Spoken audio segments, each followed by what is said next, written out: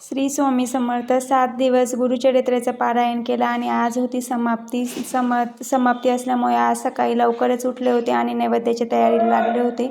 नैवेद्यामध्ये पुरणाचा स्वयंपाक करायचा होता म्हणून सकाळी लवकरच स्वयंपाकाच्या तयारी लागले आणि 8:30 वाजेपर्यंत पुरणाचा स्वयंपाक झाला. त्याच्यामध्ये पुरणाची पोळी बघू शकता तुम्ही किती छान फुगली आणि ती जर समोरच्याने बघितली तर अजूनच छान वाटतं. 8:30 वाजेपर्यंत नैवेद्याचं सर्व तयार झालं आणि ताटामध्ये नैवेद्य स्वामी समर्थांचा नैवेद्य भरला.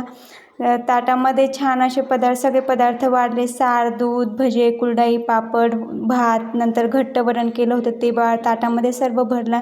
त्याच्यामध्ये तुळशीचे पाने ठेवले आणि मग नैवेद्य तो स्वामी समर्थांसमोर ठेवला आणि मग आरतीची तयारी केली. आरतीमध्ये ताटामध्ये पुरण घेतलं आणि पुरणामध्ये 11 दिवे लावले.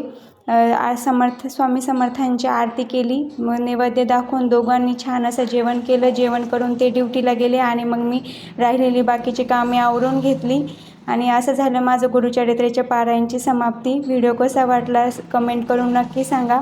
बाय, भेटूया पुढच्या व्हिडिओमध्ये.